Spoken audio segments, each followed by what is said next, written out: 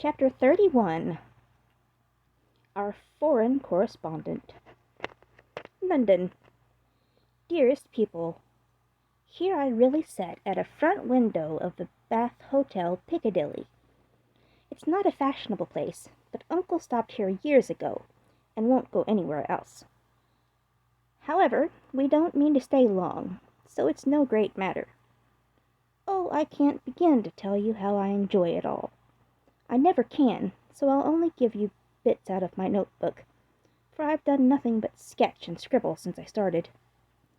I sent a line from Halifax when I felt pretty miserable, but after that I got on delightfully, seldom ill, on deck all day, with plenty of pleasant people to amuse me. Every one was very kind to me, especially the officers. Don't laugh, Joe. Gentlemen really are very necessary aboard ship, to hold on to, or to wait upon one, and as they have nothing to do, it's a mercy to make them useful. Otherwise they would smoke themselves to death, I'm afraid. Aunt and Flo were poorly all the way, and liked to be let alone.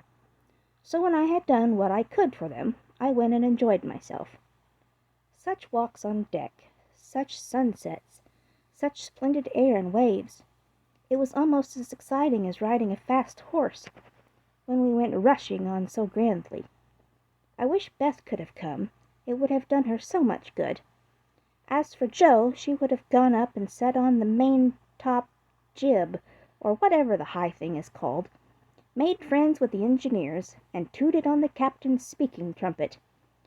She'd have been in such a state of rapture. It was all heavenly, but I was glad to see the Irish coast, and found it very lovely. So green and sunny, with brown cabins here and there, ruins on some of the hills, and gentlemen's country seats in the valleys, with deer feeding in the parks.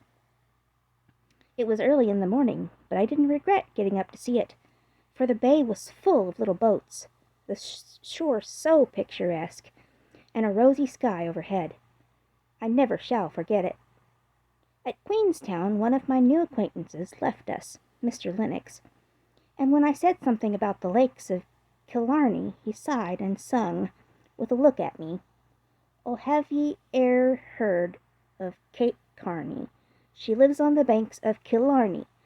From the glance of her eye, shun danger and fly, for fatal's the glance of Kate Carney." Wasn't that nonsensical? We only stopped at Liverpool a few hours. It's a dirty, noisy place, and I was glad to leave it. Uncle rushed out and bought a pair of dogskin gloves, some ugly, thick shoes, and an umbrella, and got shaved a la mutton chop the first thing. Then he flattered himself that he looked like a true Briton, but the first time he had the mud cleaned off his shoes, the little boot-black knew that an American stood in them, and said with a grin, "There yer har, sir. I give 'em the latest Yankee shine." It amused Uncle immensely. Oh, I must tell you what that absurd Lennox did.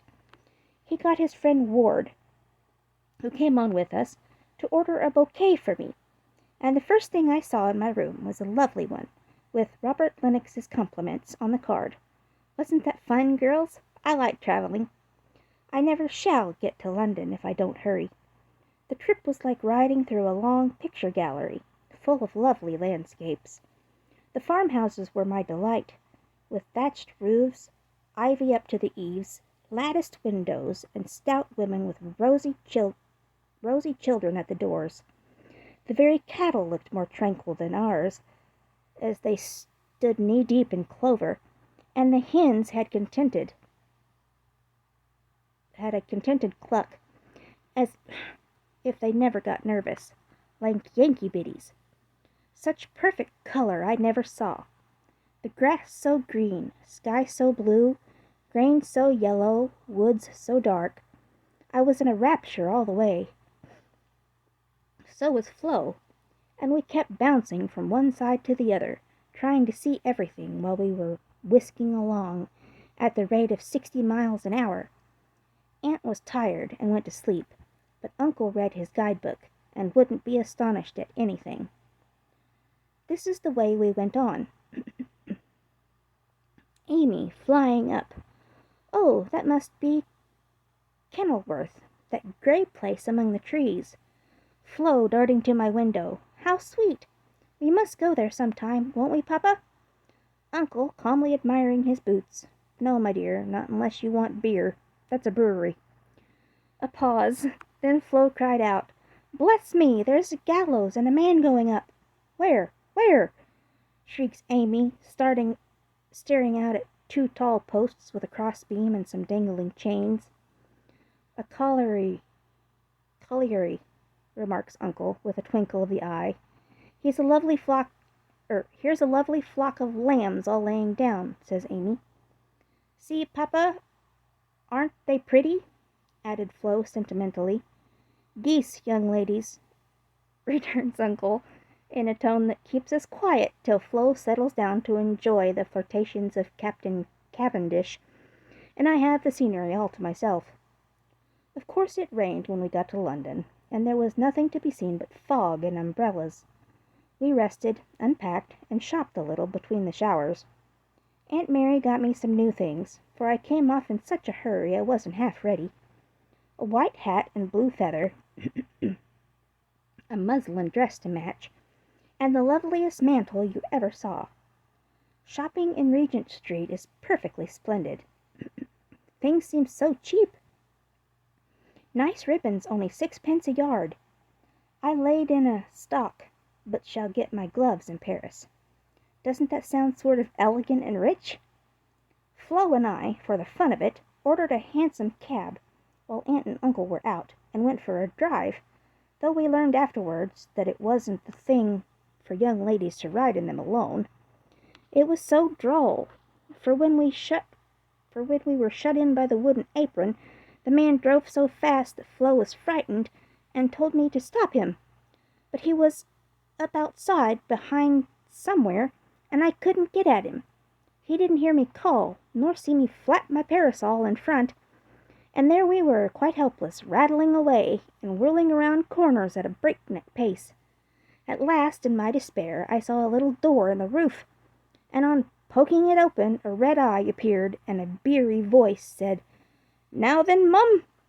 I gave my order as soberly as I could, and slamming down the door with an "Aye, aye, Mum," the man made his horse walk, as if going to a funeral.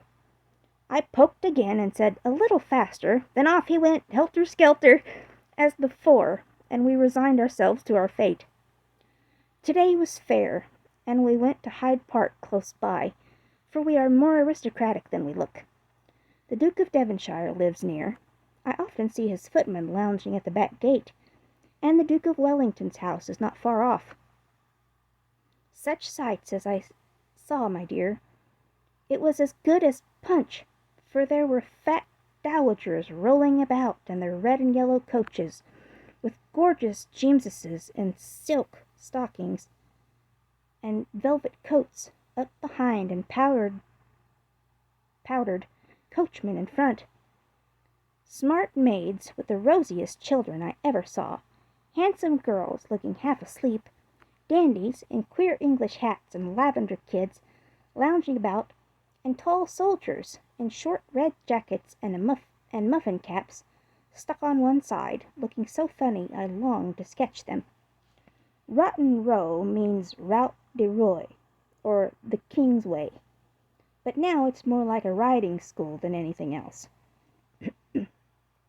The horses are splendid, and the men, especially the grooms, ride well, but the women are stiff and bounce, which isn't according to our rules. I longed to show them a tearing American gallop, for they trotted solemnly up and down in their scant habits and high hats, looking like the women in a toy Noah's Ark. Everyone rides, old men, stout ladies, little children, and young folks do a deal of flirting here. I saw a pair exchange rosebuds, for it's the thing to wear one in the buttonhole, and I thought it rather a nice little idea. In the P.M. to Westminster Abbey, but don't expect me to describe it, that's impossible, so I'll only say it was sublime. This evening we are going to see Fetcher, which will be an appropriate end to the happiest day of my life. Midnight. It's very late, but I can't let my letter go in the morning without telling you what happened last evening. Who do you think came in as we were at tea? Laurie's English friends, Fred and Frank Vaughan. I was so surprised, for I shouldn't have known them but for the cards. Both are tall fellows, with whiskers. Fred handsome in the English style, and Frank much better, for he only limps slightly, and uses no crutches. They had heard from Laurie where we were to be, and came to ask us to their house, but Uncle won't go, so we shall return the call and see them as we can. They went to the theatre with us, and we did have such a good time, for Frank devoted himself to Flo, and Fred and I talked over past, present, and future fun, as if we had known each other all our days. Tell Beth Frank asked for her, and was sorry to hear of her ill health. Fred laughed when I spoke of Joe, and sent his respectful compliments to the Big Hat. Neither of them had forgotten Camp Lawrence, or the fun we had there. What ages ago it seems, doesn't it? Aunt is tapping on the wall for the third time, so I must stop. I really feel like a dissipated London fine lady, riding here so late with my room full of pretty things, and my head a jumble of parks, theatres, new gowns, and gallant creatures who say, "Ah!" and twirl their blonde mustaches with the true English lordliness. I long to see you all, and in spite of my nonsense, am as ever your loving Amy. Paris. Dear girls, in my last I told you about our London visit. How kind the Vaughans were, and what pleasant parties they made for us. I enjoyed the trips to Hampton Court and Kensington Museum more than anything else, for at Hampton I saw Raphael's cartoons, and at the museum rooms full of pictures by Turner, Lawrence, Reynolds, Hogarth, and the other great creatures. The day in Richmond Park was charming, for we had a regular English picnic, and I had more splendid oaks and groups of deer than I could copy. Also heard a nightingale, and saw larks go up. We did London to our heart's content, thanks to Fred and Frank, and were sorry to go away, for though English people are slow to take you in, when they once make up their minds to do it, they cannot be outdone in hospitality, I think. The Vaughans hope to meet us in Rome next winter, and I shall be dreadfully disappointed if they don't, for Grace and I are great friends, and the boys very nice fellows, especially Fred. Oh, we were hardly settled here, when he turned up again, saying he had come for a holiday, and was going to Switzerland. Aunt looked sober at first, but he was so cool about it she couldn't say a word, and now we get on nicely, and are very glad he came, for he speaks French like a native, and I don't know what we should do without him. Uncle doesn't know 10 words, and insists on talking English very loud, as if that would make people understand him. Aunt's pronunciation is old-fashioned, and Flo and I, though we flattered ourselves that we knew a good deal, find we don't, and are very grateful to have Fred do the parlez-vousing, as Uncle calls it. Such delightful times as we were having, sightseeing from morning till night, stopping for nice lunches in gay cafes, meeting with all sorts of droll adventures. Rainy days I spend in the Louvre, reveling in pictures. Jo would turn up her naughty nose at some of the finest because she has no soul for art, but I have, and I'm cultivating eye and taste as fast as I can. She would like the relics of great people better, for I've seen her Napoleon's cocked hat and grey coat, his baby's cradle, and his old toothbrush. Also Marie Antoinette's little shoe, the ring of St. Denis, Charlemagne's sword, and many other interesting things. I'll talk for hours about them when I come, but haven't time to write. The Palais Royal is a heavenly place, so full of bijouterie and lovely things that I'm nearly distracted because I can't buy them.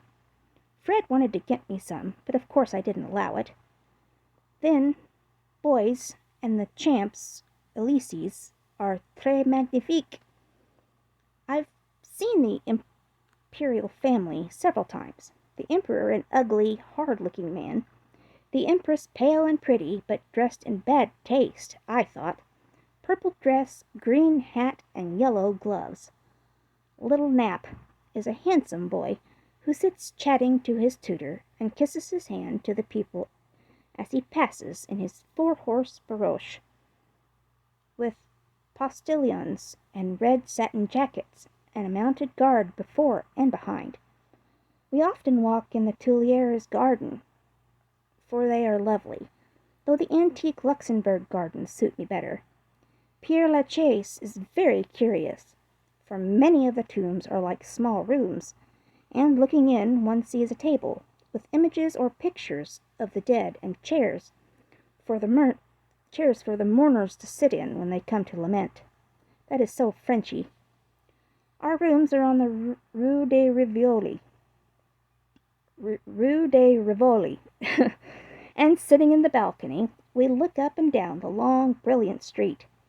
It is so pleasant that we spend our evenings talking there when too tired with our day's work to go out. Fred is very entertaining, and is altogether the most agreeable young man I ever knew, except Laurie, whose manners are more charming. I wish Fred was dark, for I don't fancy light men. However, the Vaughns are very rich, and come of an excellent family, so I won't find fault with their yellow hair, as my own is yellower. Next week we are off to Germany and Switzerland, and, as we shall travel fast, I shall only be able to give you hasty letters. I keep my diary, and try to remember correctly and describe clearly all that I see and admire, as father advised. It is good practice for me, and with my sketch-book will give you a better idea of my tour than these scribbles. Adieu, I embrace you tenderly. Votre Amie. Heidelberg. My dear mamma, having a quiet hour before we leave for Berney, I'll try to tell you what has happened, for some of it is very important, as you will see. The sail up the Rhine was perfect, and I just sat and enjoyed it with all my might. Get father's old guidebooks and read about it. I haven't words beautiful enough to describe it. At Koblenz we had a lovely time, for some students from Bonn, with whom Fred got acquainted on the boat, gave us a serenade. It was a moonlit night, and about 1 o'clock Flo and I were waked by the most delicious music under our windows. We flew up and hid behind the curtains, but sly peeps showed us Fred and the students singing away down below. It was the most romantic thing I ever saw. The river, the bridge of boats, the great fortress opposite, moonlight everywhere, and music fit to melt a heart of stone. When they were done, we threw down some flowers, and saw them scramble for them, kiss their hands to the invisible ladies, and go laughing away, to smoke and drink beer, I suppose. Next morning Fred showed me one of the crumpled flowers in his vest pocket, and looked very sentimental. I laughed at him, and I said I didn't throw it, but Flo, which seemed to disgust him, for he tossed it out of the window, and turned sensible again. I'm afraid I'm going to have trouble with that boy. It begins to look like it. The baths at Nassau were very gay. So was Baden, where Fred lost some money, and I scolded him. He needs someone to look after him when Frank is not with him. Kate said once she hoped he'd marry soon, and I quite agree with her that it would be well for him. Frank was delightful.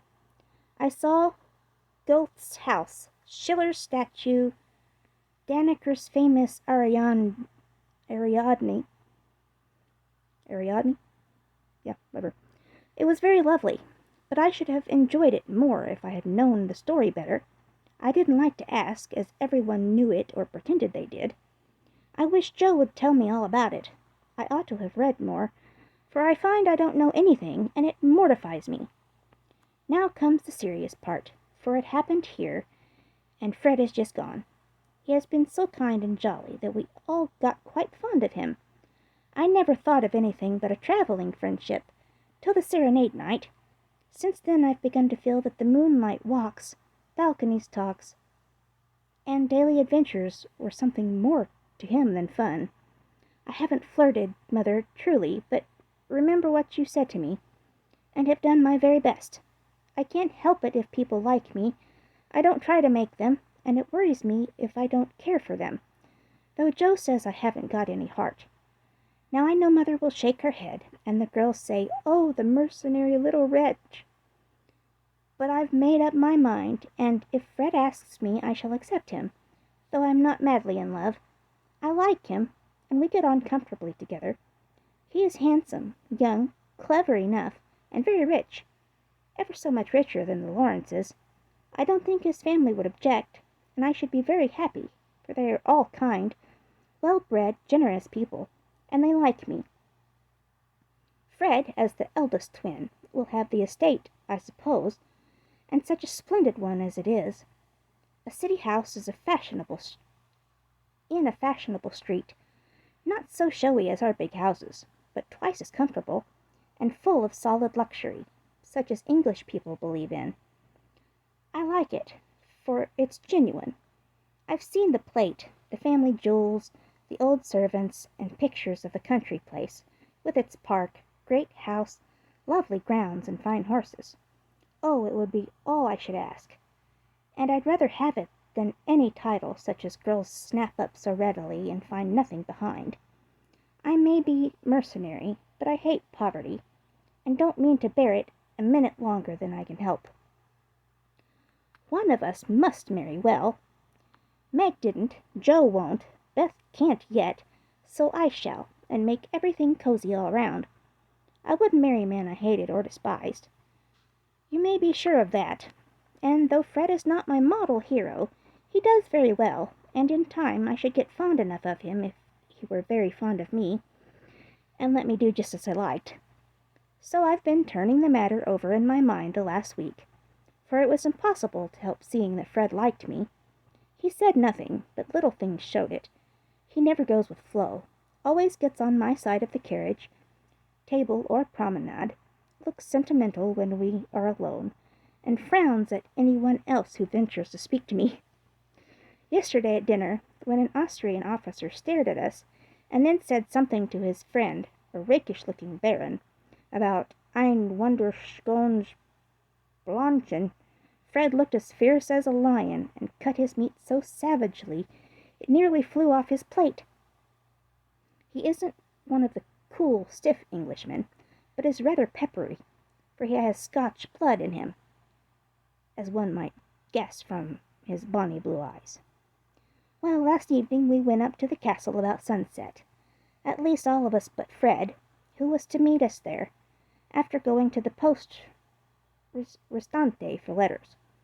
We had a charming time poking about the ruins, the vaults where the monster tomb is, and the beautiful gardens made by the Elector long ago for his English wife.